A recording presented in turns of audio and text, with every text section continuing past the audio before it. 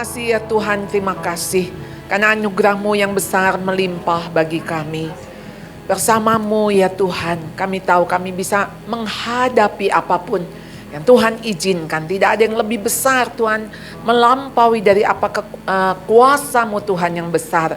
Dan tidak ada masalah yang terlalu kecil yang Tuhan abaikan. Oleh karena itu Tuhan, biarlah kami terus berjalan bersama dengan Tuhan. Tuhan di samping kami, Tuhan menyertai kami. Kami bersyukur siang hari ini kami boleh ada di rumah Tuhan. Kami mau kembali belajar. Isilah kami Tuhan, penuhilah kami ya Tuhan. Apa yang Engkau ingin kami lakukan. Dan biarlah Tuhan kami boleh memperkenan hati Tuhan. Dengan apa yang kami lakukan di dalam keluarga kami. Fungsi peran kami sebagai ibu, sebagai istri Tuhan. Kiranya semua boleh berkenan di hadapan Tuhan. Hamba menyerahkan diri hamba Tuhan, mulut bibirnya Engkaulah yang kuasai. Sehingga kami semua hanya mendengar dari yang pada Engkau saja. Hanya dalam nama Tuhan Yesus kami berdoa, kami bersyukur. Mari semua yang percaya katakan, amin. Silahkan duduk. Shalom, ibu-ibu. Terima kasih, saya ingat beberapa tahun yang lalu saya ada di sini. Ya, mungkin udah lama ya. Sebelum pandemi atau waktu pandemi gitu ya. Iya, tapi saya ingat ruangan ini. Nah hari ini saya akan bicara tentang parenting, discipleship at home.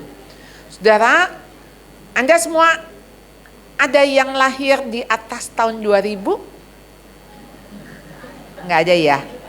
Jadi semua di tahun 1900 gitu ya? Iya, anak-anak kita di atas tahun 2000. Iya. Jadi mungkin yang sebagian ada cucu gitu ya, malah cucu ya. Nah jadi saudara, saya ini boomers ya, generasi boomers. Saya tahun 60-an lahir, makanya usia saya udah 60 lebih ya. Udah punya cucu juga. Anak saya di Gen Y, generasi Y ya. Cucu saya generasi Alpha. Dan yang kemarin ini lahir generasi beta.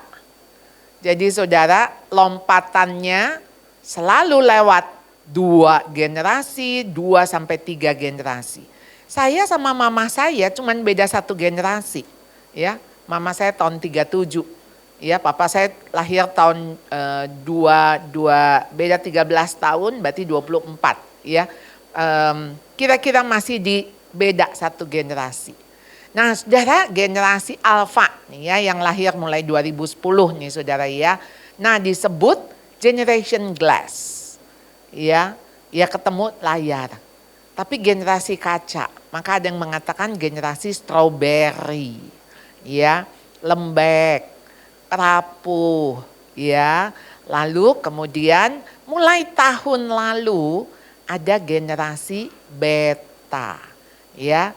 Generasi beta mulai 2025 yang lahirnya sampai kira-kira 2039. Tapi kita nggak tahu nanti. Karena begitu ada perubahan lagi dari teknologi akan ganti lagi generasinya. Jadi generasi ini yang akrab dengan AI. Ya, jadi pacaran sama AI. Ya, AI. Ya, menikah sama AI. Jadi ada wanita di Jepang umur 32 tahun, dia pakai pakaian pengantin tapi sebelahnya orang bawa iPad.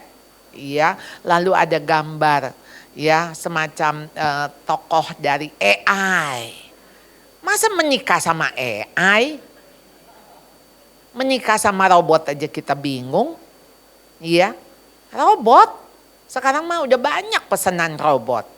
Tapi ya agak masuk akal, robot nggak pernah capek, nggak matre ya. Robot mah disuruh ngapain juga bisa, mohon maaf bisa having sex ya, robot juga tuh. Nah jadi sekarang kalau sama gambar, apanya coba yang jadi suami ya atau jadi istri. Tapi rupanya AI ini bisa jadi teman kita bukan ya. Jadi tadi pagi di mobil saudara saya dan suami saya bercakap-cakap dengan AI. Ya, karena ini mau masuk pensiun suami saya mempelajari berbagai hal termasuk bahasa. Ya, jadi ngomong bahasa Inggris sama AI. Jadi kalau salah juga dia benerin ya. Dan kita nggak usah malu sama AI, ya nggak? Ya, dia mah bisa memperbaiki kita tanpa dia tersinggung kan? Ya, jadi nggak bakal nyinggung kita juga, ya. Jadi ngobrol, saya bilang enak juga ya nanti saya kalau punya waktu rasanya sih AI itu bisa saya ajak konsultasi dan diskusi. Lama-lama kita kepincut, ya enggak? Ini yang terjadi, salah satu staf saya bilang saya tuh satu hari bisa 3 jam ngobrol sama ChatGPT. ChatGPT menisopan lagi, ya kan? Dia tahu nama saya, dia tahu profesi saya. Dan kalau saya nanya apa dia udah record kan pertanyaan saya apa gitu. Oh jadi kalau untuk seminar parenting cocoknya ini. Saya bisa tanya dia kira-kira tema yang menarik apa ya di zaman now. Wah saudara, kita bisa lupa bahwa kita punya Tuhan yang melampaui itu semua. Jadi sekarang lihat nih arah ya yang terus kita diarahkan untuk makin menjauh dari Tuhan. Jadi saudara ini yang majalah Time aja menulis the me generation ya. Begitu bisa selfie saudara. Ya mulai 2010 tuh ya keluar iPhone 4. Dan iPhone 4 itu bisa selfie. Sekarang iPhone udah 17 ya. iPhone 17 ya. Waduh saudara, tapi di situ manusia makin terisolasi. Nggak butuh orang lain. Kita mau foto nggak butuh orang, kita bisa selfie. Ya, jadi manusia udah nggak butuh orang lain. Dia makin mencintai dirinya, makin terisolasi. Di Jepang itu ada satu penyakit namanya hikikomori. Nah, saudara kalau googling, saudara hikikomori. Jadi orang itu bisa ada di kamar. Bukan sehari 2 hari, bukan sebulan 2 bulan, tahunan. Bisa 10 tahun ada di kamar, nggak keluar kamar. Kan semua bisa lewat gadget, mau mesen, mau apa, mau mijit, panggil tukang pijitnya kali gitu ya. Mau apa aja, nggak usah membuat kita bergerak. Betul? Atau saya nanganin ada satu pemuda dari luar kota yang papa mamanya bilang berbulan-bulan anak saya nggak keluar kamar. Waktu saya konseling dia, saya bilang kamu tuh berbulan-bulan nggak keluar kamar, benar Bu. Saya tuh keluarnya jam 1 pagi, jam 2 pagi. Jadi saya tuh ngerebus telur 6 biji, nanti saya bawa masuk kamar. Pokoknya kayak tikus lah di malam hari ya. Jadi dia buka-bukain lemari, dia ambil snack-snack ya, dia pesan-pesan semua. Tapi di siang hari dia nggak keluar. Dan dia ngomong satu hal, dia bilang, saya cuma satu, pengen mati. Iya, ya tentu saja orang itu kenapa gak keluar kamar? Karena merasa keluar kamar itu ancaman bagi dia. Jadi saudara, ini manusia, Tuhan udah bilang tidak baik kalau manusia itu seorang diri saja. Tapi sekarang ini diarahkan untuk manusia cukup dengan dirinya saja. Ya, jadi hidup bukan hanya egois, egosentris, selfish. Menjadi hamba uang, membual, menyombongkan diri, pemfitnah, berontak kepada orang tua. Tidak tahu berterima kasih, tidak mempedulikan agama. Tidak tahu mengasihi, tidak mau berdamai. Suka menjelekkan orang, tidak dapat mengekang diri. Garang, tidak suka yang baik, suka mengkhianat. Tidak berpikir panjang, berlaga tahu, lebih menuruti hawa nafsu daripada menuruti Allah. Saudara, tidak ada satupun yang baik daripada tanda-tanda akhir zaman ini. Jadi kita melihat zaman ini akan semakin rusak. Jadi kalau semakin rusak saudara, apa nih yang harus kita lakukan? Ya. Kemudian generasi yang sekarang yang usianya sudah mau menikah, sudah menikah bahkan mereka bilang saya mau child free. Saya tidak mau punya anak. Kasihan anak saya kalau dia hidup di zaman yang seperti ini. Kelihatannya alasannya bagus ya, betul enggak? Kelihatannya bijak ya. Tapi sesungguhnya saudara, begitu kita mau jadi sama seperti Tuhan, iblis itu dia pelan-pelan menarik kita untuk makin tidak serupa dengan Tuhan. Kita ini gambar dan rupa Allah. Kita ini diciptakan hampir sama seperti Allah. Tapi kita bukan Allah. Maka saudara, kita ini hanya bisa mengenal diri kita kalau kita mengenal siapa Tuhan. Kalau kita kenal Tuhan, kita kenal diri. Kalau kita kenal diri, jadi kita tahu diri. Kalau kita tahu diri, kita tahu batas. Saya ini cuman manusia biasa yang Tuhan ciptakan. Tuhan maunya apa? Tuhan maunya saya punya anak. Ya punya anak sekalipun di zaman yang seperti ini. Pasti ada plannya Tuhan, ada rencananya Tuhan. Anak kita mau dijadikan Tuhan apa? Jadi bukan kita yang ngatur. Udah kita gak mau punya anak. Jadi saudara hati-hati. Karena iblis itu penuh dengan tipuan. Dia raja dusta saudara. Jadi sejak awal ditipukan Hawa. Ya, kamu nggak boleh kan makan buah dari pohon yang ada dalam taman ini. Semua pohon nggak boleh kan. Hawa bilang enggak boleh. Boleh makan. Cuman kalau saya makan saya mati. Oh kamu mah nggak mati. Nggak mati karena kamu akan jadi sama seperti Allah. Nah bagaimana iblis membelokkan. Ngeri ya. Nah jadi saudara apa yang harus dilakukan? Orang tua harus punya iman yang tulus ikhlas. Nah ini yang dikatakan oleh Paulus kepada Timotius. Timotius bilang, aduh saya tuh sangat terkesan dengan iman yang ada padamu. Ya. Iman yang tulus ikhlas. Dan iman itu dari mana? Aku melihat iman yang pertama-tama hidup pada nenekmu Lois. Dan pada ibumu Yunike. Jadi saudara di sini Paulus itu melihat ada 3 generasi yang imannya konsisten. Iman yang tulus ikhlas. Dan iman yang tulus ikhlas tidak pernah tumbuh di dalam kemunafikan. Karena iman ini tumbuh di dalam ketulusan dan kebenaran. Iman gak bisa munafik saudara. Karena iman itu harus tulus. Saudara kalau gak punya duit, saudara bilang aja gak punya duit. Saudara gak punya duit ya penampilannya memang penampilan sederhana. Jangan ditutup-tutupin. Kita kasih lihat orang dong kalau kita gak susah. Saudara tentunya bukan saudara declare kemana-mana kalau saudara susah. Enggak saudara, ya bukan begitu. Wah udah ntar kalau saya susah saya ngomong ke semua orang. Enggak saudara, tapi kejujuran, ketulusan. Yang artinya begini, waktu saudara menghadapi pergumulan. Ya, kalau misalnya sekarang orang tanya, oh ibu bergumul ya. Ya, anak ibu saya dengar hamil di luar nikah. Saudara kalau memang benar, saudara cuma ngomong gini, ya tolong doakan. Udah titik.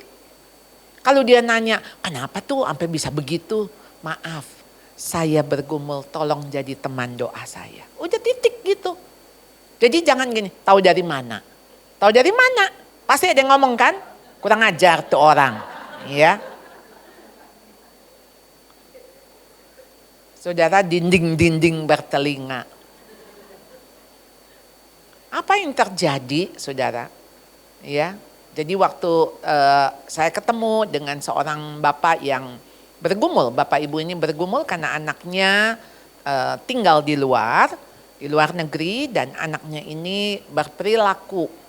Ya, dia laki-laki tetapi dandan dan berpakaian nyarislah seperti perempuan begitu. Jadi anaknya bilang kok kalau di luar negeri papa mama gak keberatan. Kenapa kalau aku ke Indonesia keberatan? Lalu papanya bilang ya kamu mesti menghargai budaya di sini. Ya, tapi saya cuma mengucapkan Pak, yang anak itu minta dia mau diterima. Bapak berani mengakui, saya mengakui kepada beberapa orang saya sharing. Ya memang gak bisa sharing ke semua orang, betul. Tetapi ketika kita berani ada di samping dia. Saya mengasihimu apapun kamu, bagaimanapun kamu. Sebetulnya itu salah satu keterbukaan itu untuk pemulihan. Kenapa anak tidak bisa menerima dirinya? Karena kita nggak bisa menerima dia. Jadi waktu dia bilang, saya nggak akan bisa berubah. Oh, kalau kamu nggak mau berubah, papa juga nggak akan ngunjungin kamu. Dia anaknya kaget, dia bilang betul nggak ngunjungin saya. Dan itu pasti menyedihkan anaknya. Saudara, memang akhir-akhir ini kita akan masuk kepada zaman yang makin sulit. Maka saya menulis buku saya yang Parenting for Adult Children, anak-anak yang udah dewasa, bagaimana tiap judul itu pergumulan, Pahma aku hamil, Pahma aku gay, Pahma aku mau mati, Pahma aku mau cerai, ya, Pahma pasanganku selingkuh, ya, dan segala rupa pergumulan-pergumulan anak-anak kita. Pahma aku jatuh cinta tapi pasti mama papa gak setuju. Iya gak setuju. Dan sekarang pergumulan luar biasa ya. Jadi makin punya anak makin gede bukannya makin gampang. Jadi saudara, dengan apa saudara bisa merangkul mereka? Dengan otentik. Otentik asli. Ya, kita memang, saya harus akui ya, kita ini kan jaim ya. Jaim, tahu jaim? Jaga image. Ya, apalagi kita tumbuh di dalam sebuah budaya. Jangan sampai orang tahu masalah kita. Ya, udah masalah keluarga mah di keluarga aja. Orang lain gak usah tahu. Saudara, tentu kita bukan berkoar-koar, tapi kalau orang lain tahu, saudara gak usah mengatakan, oh enggak kok kita baik-baik saja. Nah itu tuh namanya munafik saudara. Iya, kalau gak lagi baik kita ngomong. Memang gak sedang baik, tolong doakan kami. Titik di situ, tolong doakan kami. Kalau dia terus ngomong, doakan saja ya Bu. Iya, enggak kan saya bingung doanya mesti bagaimana gitu ya. Jadi dia kepengen tahu kisah dan cerita. Nanti saya akan cerita kalau cerita ini udah selesai. Ya dong, kan kita nggak tahu nih cerita nih masih on proses kok, ya kan? Kita nggak tahu, Tuhan itu lagi memproses kita, belum selesai. Ya, nah jadi saudara ya, yang kedua saudara bukan hanya punya iman yang tulus, next, tolong Pak, ya next ya. Ini kok nggak bisa ya. Orang tua harus mengajarkan firman Tuhan kepada anak sejak kecil. Saudara, kenapa sejak kecil? Karena waktu kecil dia belum punya pikiran yang macam-macam. Ya, anak-anak kita harus kita kenal mereka ini anak dengan sinful nature. Bukan good nature. Anak kita bukan kertas putih polos. Anak kita punya natur dosa. Ya. Dan itu yang dikatakan pemazmur Daud bahwa kita dikandung sudah sejak dalam kandungan ibuku aku sudah berdosa. Jadi anak gak usah diajarin marah bisa marah, gak usah diajarin ngamuk bisa ngamuk. Bayi-bayi, ya anak-anak bisa bohong gak usah diajarin. Jadi untuk jahat gak usah diajarin ya. Jadi kalau orang tua bilang, aduh Bu ini anak saya kok kayaknya gak punya fighting spirit. Mainannya direbut, diam aja. Saya bilang, Bu pelit mah gak usah diajarin ya. Nanti juga dia bisa pelit sendiri kok. Murah hati mesti diajarin. Kalau kamu bisa murah hati, good. Kamu bisa kasih teman, good. Ngelihat teman kamu senang, kamu bisa ikut senang. Lalu ntar dia bilang, habis aku main apa dong? Kamu bisa ambil mainan lain. Ayolah buat anak-anak kita gak selfish. Saya tuh seminggu kemarin nonton di Netflix. Judulnya Teach You a Lesson. Ya siapa yang nonton? Oh ada ya. Gemes ya. Sembari nonton saya marah-marah ya. Jadi itu soal bullying di Korea. Jadi saudara di sebuah sekolah. Jadi itu 10 episode tentang bagaimana sekolah. Bagaimana tuh orang tua melindungi tuh anak-anak. Ya. Jadi tuh anak gak boleh ditegur. Tuh anak gak boleh gak boleh disakiti, gak boleh terluka. Kayak apa jadinya? Ada yang orang tua ambisi, mau anaknya jadi dokter, kuliah kedokteran, anaknya akhirnya dikasih narkoba. supaya bisa on terus, ya. Dan ketika anaknya udah kecanduan, si orang tua bilang, enggak, tanggung nih, tanggung. Habis ini masuk ke kedokteran, habis itu ntar saya bisa beresin. Bagaimana bisa diberesin? Orang udah kecanduan. Saya tuh sampai mikir ya, ini ibu-ibu pada gila-gila ya, ini maaf deh ya. Benar-benar maksudnya enggak waras saudara. Ini gimana ya katanya sayang anak. Tapi dia sebetulnya sayang sama dirinya. Ya. Jadi saudara kita melihat saudara apa yang harus dilakukan oleh orang tua. Arahkan orang tua bukan ke kita. Bukan kepada kehendak kita, rencana kita. No. Arahkan anak untuk dia ke Tuhan. Oke? Kemarin saya retreat ada yang bertanya, bagaimana kita tahu kalau anak kita tuh udah mulai bahaya? Jadi maksudnya red flag-nya. Iya. Bendera merahnya di mana? Saya bilang kalau anak kita nggak suka kepada hal-hal yang rohani, berarti sudah lampu merah, tanda-tanda. Saudara, firman Tuhan itu bagaimana pemazmur bilang, I delight, saya suka, ya, delight. Saudara kayak ngelihat makanan enak, saudara. Saudara nafsu kan, kepingin kan, rindu kan. Kalau mau ngomong saya rindu firman Tuhan. Cuman kadang tuh firman Tuhan jadinya bukan enak-enak. Ya, dan ini yang terjadi pada anak-anak remaja. Sekolah minggu terus sekolah minggu, ya remaja pokoknya mesti ke gereja. Tapi habis itu anak nggak mau ke gereja. Kenapa dia jadi enak? Kenapa kebanyakan kah? Karena banyak dikasih firman Tuhan jadi enak. Saudara, bukan saudara. Karena bayangin makanan enak itu saudara nggak sajikan di tempat yang membuat dia tertarik. Jadi gini, ini bakmi yang enak di sini apa Bu? Di Kelapa Gading banyak ya. Pokoknya bakmi apalah ya, bakmi aling kayak gitu ya. Itu yang bakmi enak itu sekarang gini, kalau kita sajikan di pispot. Pispotnya mah baru. Tapi pispot. Iya. Mau nggak? Baru, ini baru belum dipakai. Geli. Kan baru, nggak bekas. Membayangkan. Saudara, ya saya cuman begini nih. Kira-kira saudara makanan yang begitu enaknya. Yang mestinya membuat saudara lahap. Tapi saudara menyajikannya. Nggak tepat. Nggak di tempat yang tepat. Saudara, bagaimana saudara mau anak cinta Tuhan. Ketika saudara ngemarin baca firman Tuhan. Baca. Hafal. Jangan tidur, bangun. Hafal dulu. Saudara, dia bukan mencintai firman Tuhan. Tapi dia jadi benci firman Tuhan. Karena Tuhan gak bakal begitu juga. Iya kan? Sampai orang udah ngantuk. Saya ingat sekali ada satu ibu, anaknya tuh anak tunggal laki-laki. Sekarang marah sama dia karena dia kuliah. Dipaksa oleh ibunya. Sekarang anaknya itu di kamar gak mau keluar. Pokoknya mengunci diri. Lalu si ibu mulai cerita, iya Bu, saya ingat waktu dia SD kelas 4 SD. Di gereja tuh lagi ada perlombaan hafal ayat.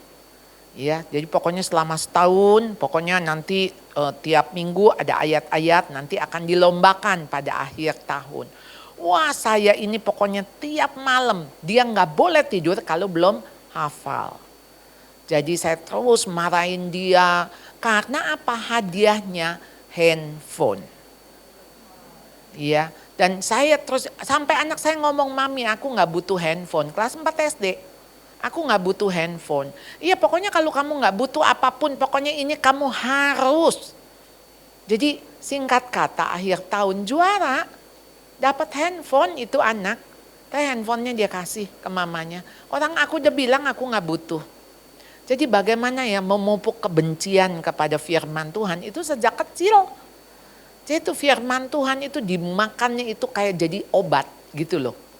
ya, dijejelin, gitu kan?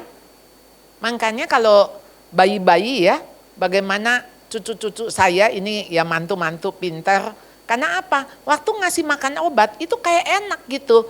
Jadi yang enak, mau. Nah masuk ke mulut ya. Jadi sampai gede begini juga nggak ada kesulitan makan obat. Karena obat yang diberikan tuh bukan kayak ini ya obat ya, mana-mana mulutnya, mana dibuka gitu ya. Habis itu dicekokin gitu. Itu mah obat belum masuk juga dia udah jejeritan. Karena pasti dia akan melihat bahwa obat ini pasti nggak enak gitu kan. Mau yang manis, mau yang sekarang merasa rupa-rupa kan obat-obat anak-anak ya. Nah jadi saudara itu, saudara enggak delivery dengan hal yang baik. Ya, jadi bukan enak tapi enak. Ya, jadi bukan delight tapi disgusted. Ya, bikin muak. Ya, nah ini dari kecil mengenal kitab suci yang dapat memberi hikmat kepadamu dan menuntun engkau kepada keselamatan oleh iman kepada Kristus Yesus. Maka waktu kecil mumpung dia, ayo dong cerita dong mama ceritain firman Tuhan. Cerita, ada pilihan kok. Sekarang daripada kita ceritain Cinderella segala macam, ya memang ada pesan moral gitu kan. Tapi sekarang firman Tuhan, sejauh mana mereka mengenal Tuhan. Ya, kalau moral itu cuman begini, pokoknya kamu mesti begini, nggak boleh begitu ya. Cuman begitu aja alasan moral. Ya kalau kamu mencuri ya konsekuensinya ini. Ya kalau kamu baik konsekuensinya ini. Itu mah nggak usah Kristen. Yang bukan Kristen juga ngajarinnya begitu. Kan hukum moral. Jadi kita harus melampaui saudara daripada mereka. Kita nggak cukup anak-anak kita Kristen tiap minggu ke gereja dia baik secara moral. Nggak cukup. Agama lain juga begini. Agamanya apa tiap minggu dia beribadah kemana lalu baik secara moral. Itu orang tua yang dangkal secara kerohanian. Karena kita nggak menjadikan anak kita murid Kristus. Anak kita murid Kristus, dia mesti ngikut Kristus dan dia makin serupa dengan Kristus. Ya. Nah, jadi saudara, next yang ketiga, ini 2 Timotius 3 ya. Segala tulisan yang diilhamkan Allah bermanfaat mengajar, menyatakan kesalahan, memperbaiki kelakuan dan mendidik orang dalam kebenaran. Jadi saudara, sebetulnya Alkitab udah ngajarin parenting. Iya, udah dia mengajar, menyatakan kesalahan, memperbaiki kelakuan dan mendidik orang dalam kebenaran. Maka saudara sebetulnya saya melihat bagaimana Alkitab ngajarin kita ya. Nanti kita lihat bagaimana Tuhan bilang kita ini orang tua harus seperti burung Raja Wali. Ya, kemarin ini saya bikin podcast saudara dengan Dio Mike dari GBI Puri. Jadi saya bilang kita ini jadi orang tua bukan tiger mom, ya, bukan elephant juga, yang gaya gajah. Gajah tuh kayak permisif, sayang gitu. Tapi kita kayak eagle, ya. Jadi saudara Alkitab yang ngajarin, ya.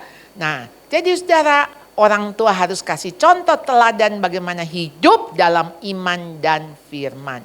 Bukan cuma teori, ya, tapi dalam sehari-hari. Jadi iman yang dihidupi, firman yang dihidupi, dan hubungan, relasi yang dihidupi. Jadi pegang segala sesuatu yang telah engkau dengar daripadaku sebagai contoh ajaran yang sehat. Dan lakukanlah itu dalam iman dan kasih dalam Kristus Yesus. Jadi saudara, kita harus mengajarkan supaya anak-anak pegang segala sesuatu yang kita ajarkan.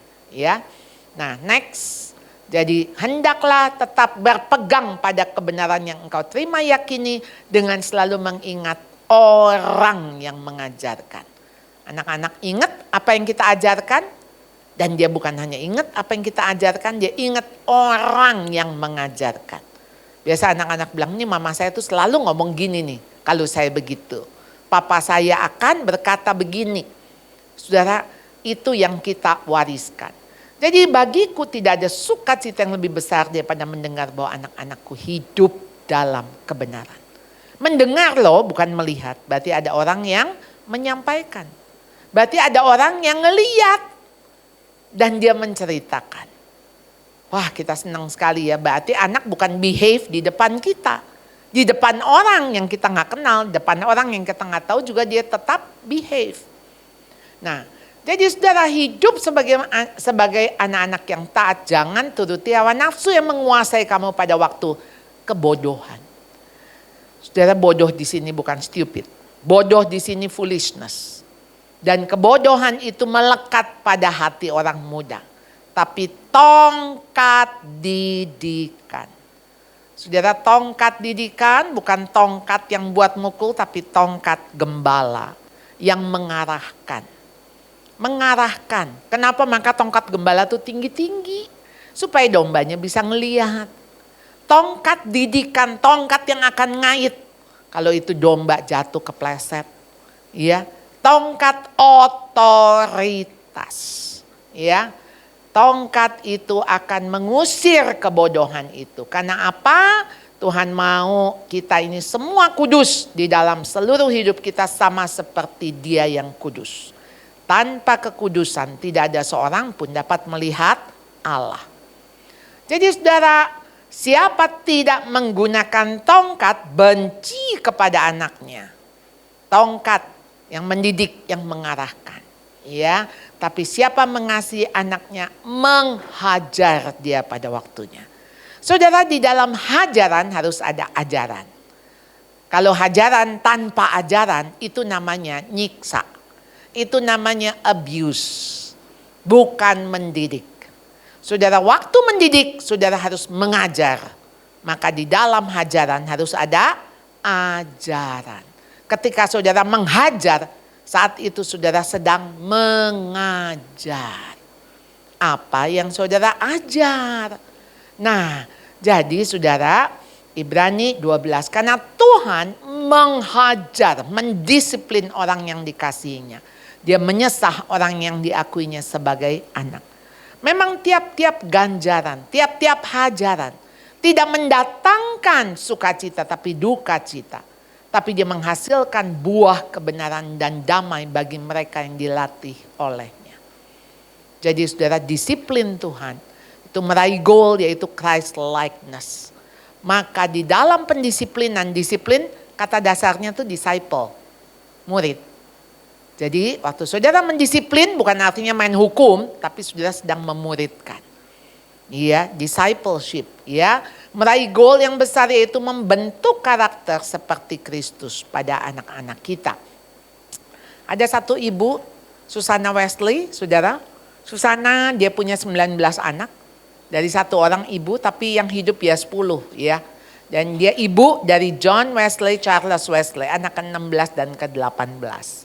Kita tahu ini tokoh rohani, ya. Jadi bagaimana ibu ini membesarkan anak? Dia punya 16 house rules.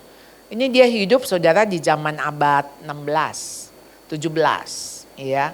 Jadi ini di mana wanita nggak sekolah pada waktu itu, tapi dia belajar otodidak.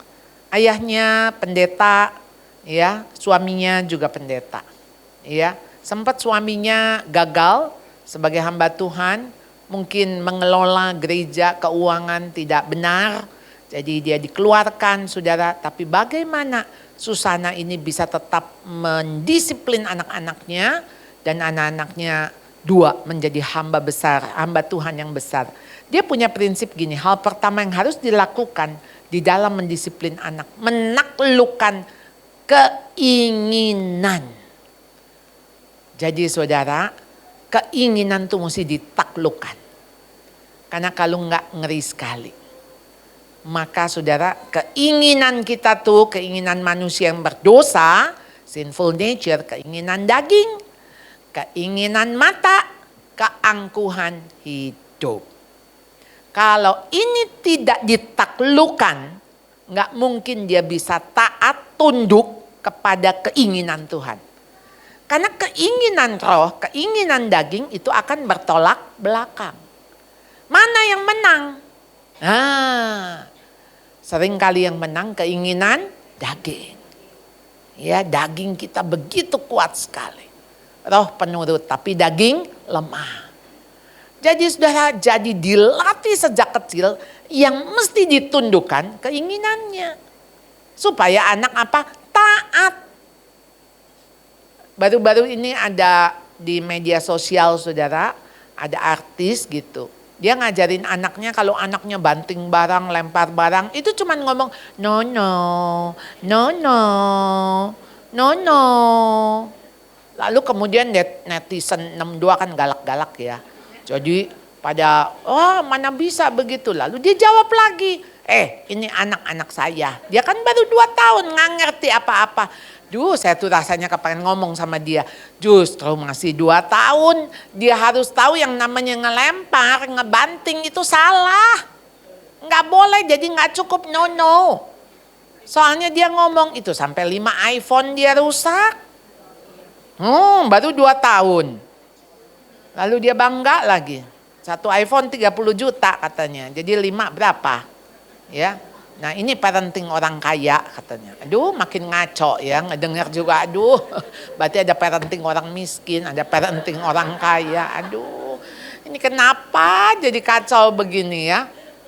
Ya ini karena sudah dipublikasikan begitu ya. Cuman saya melihat tentu dari sisi parentingnya, saya nggak kenal dia siapa. Tetapi kita tuh nggak sadar kita itu lagi ngerusak anak. Dengan kita nggak tegas, nggak kasih batas, itu kita lagi ngerusak. Emang dia tahu ini handphone siapa? Emang dia tahu ini handphone berapa duit? Dia nggak tahu, tapi justru kita harus kasih tahu. Kan habis itu ngelempar cake ulang tahun, yang nggak ngerti dah pokoknya apa aja semaunya. Aduh saudara, ngeri sekali saudara. Jadi ya saudara, di sini menundukkan keinginan harus sedini mungkin. Sesegera mungkin. Karena kalau enggak jadinya apa? Kalau enggak cepat-cepat dikoreksi akan ada keras kepala dan egois. Kalau udah keras kepala, stubborn sama egois, saudara akan membutuhkan sesuatu yang lebih keras lagi, menghancurkan hatinya yang keras. Saudara, itu akan menyakitkan buat anak. Dan buat kita tentunya yang menyakiti. Sedih pasti kita juga. Tapi terpaksa sebelum dia masuk penjara nanti. Ya kan? Disiplinnya dunia. Disiplin dunia kan lebih sadis. Ya. Jadi saudara, keinginan anak harus ditundukkan, diganti dengan rasa hormat dan segan pada orang tua. Maka akan menyelamatkan anak dari tindakan kebodohan dan kecerobohan. Tapi memang sekarang anak-anak gampang sekali kurang ajar. Iya, cucu saya juga bisa marah-marah, bisa bentak. Iya, sedih saya juga. Duh kok bisa bentak ya?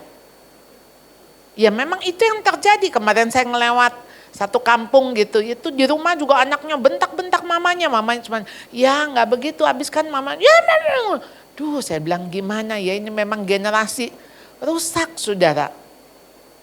Serem sih, cuman ya mari kita sama-sama ya terus bagaimana belajar ya. Karena kalau enggak belajar sejak anak-anak masih kecil, dewasa tuh nggak bisa kita koreksi lagi. Nggak bisa saudara. Ya kalau udah dewasa pulang setelah pulang dari luar negeri nggak mau kerja. Main game, ya maunya sendiri. Bu gimana nih anak saya udah 27 tahun nggak mau kerja. Ya dia bilang ngapain kerja. Nungguin aja papanya meninggal nanti juga jatuhnya ke dia. Iya kan. Nggak usah kerja capek-capek. Nggak habis 7 turunan juga. Kan papanya yang ngomong ini harta papa nggak habis 7 turunan.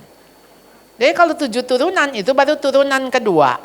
Ya belum nurunin sampai yang ke-7. Jadi nggak usah ngapa-ngapain lah. Karena itu yang ditangkap sama anak-anak. Ya.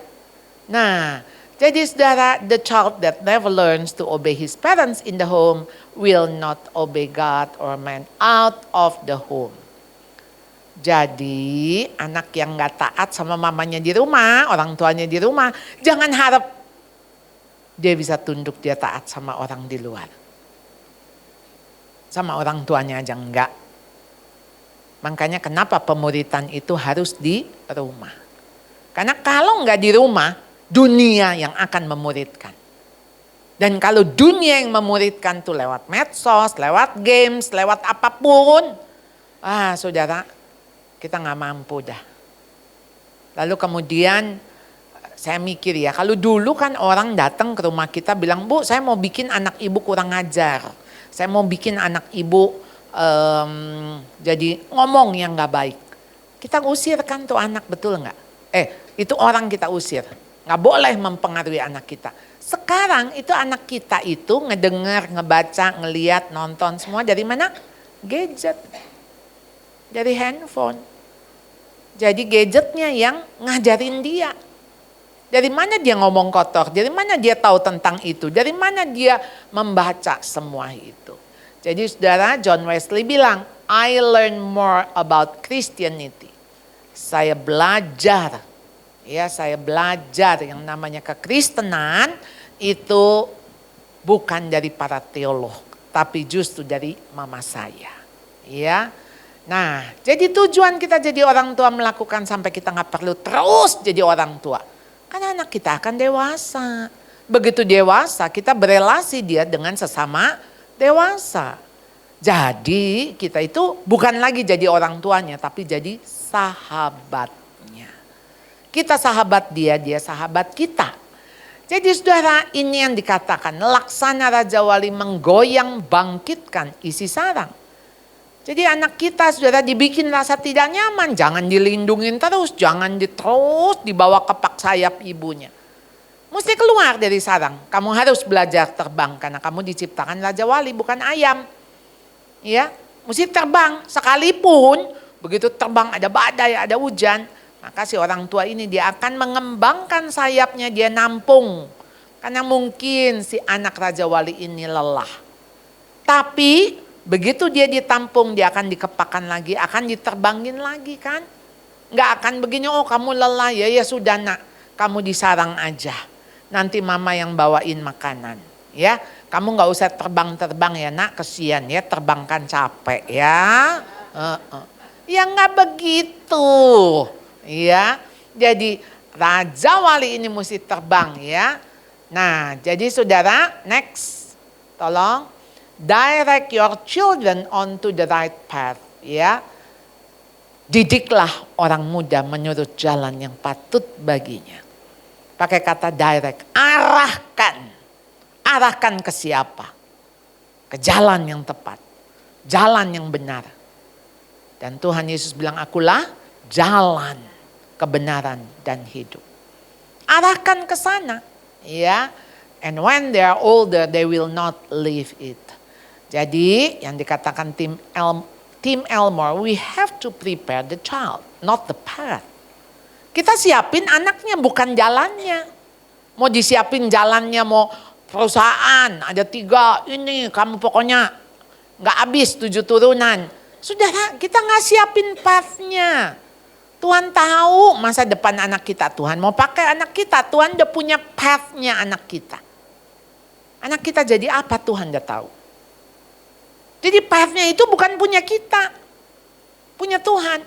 Ya kalau dia mau nerusin usaha kita bagus, tapi nggak mau nerusin nggak apa-apa.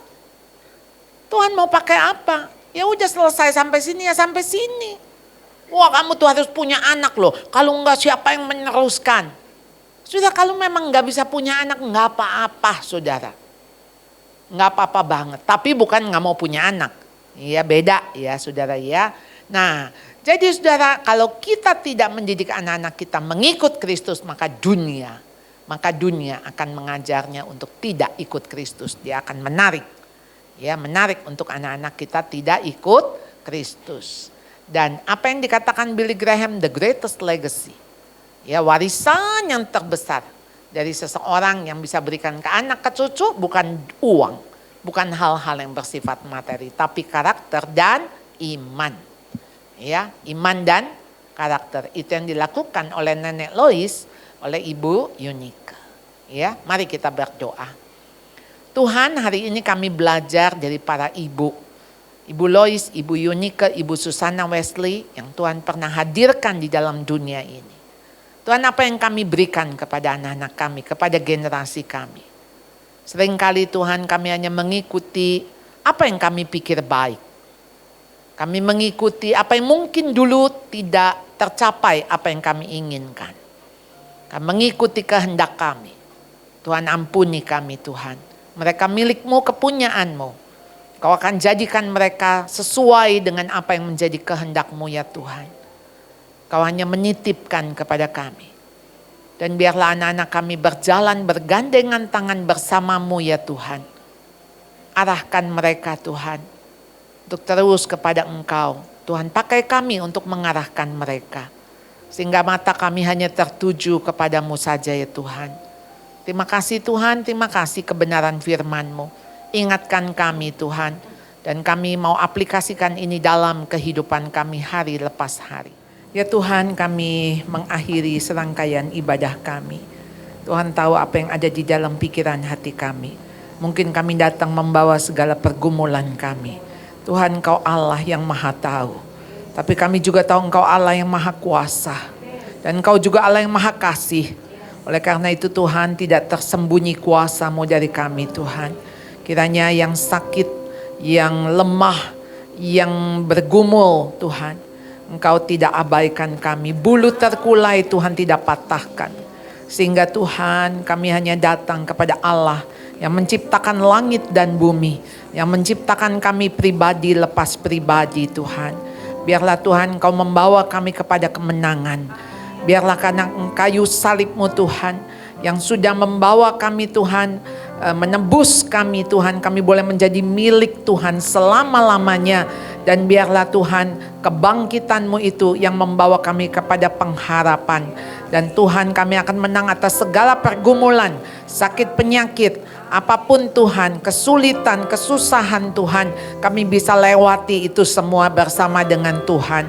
Tuhan, saat ini kami mau menerima berkat yang dari Engkau. Kiranya kasih daripada Allah Bapa, pengorbanan, anugerah dari Kristus Yesus, persekutuan, kekuatan dari Allah Roh Kudus menyertai kita dari sekarang sampai selama-lamanya. Semua yang percaya katakan amin.